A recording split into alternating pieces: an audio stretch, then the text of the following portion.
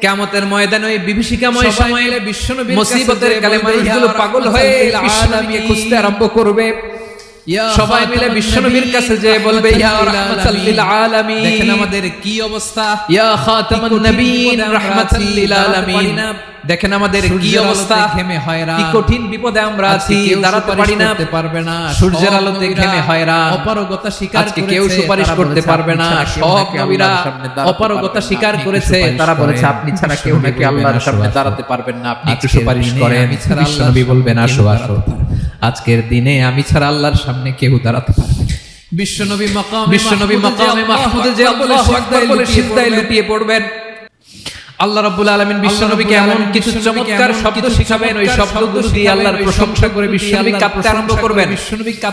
বিশ্বনবী এমন ভাবে অঝোর দ্বারায় সিজদায় লুটিয়ে পড়ে কাঁদবেন, রাব্বুল আলামিনের রহমতের দরিয়ায় জোশ লেগে যাবে।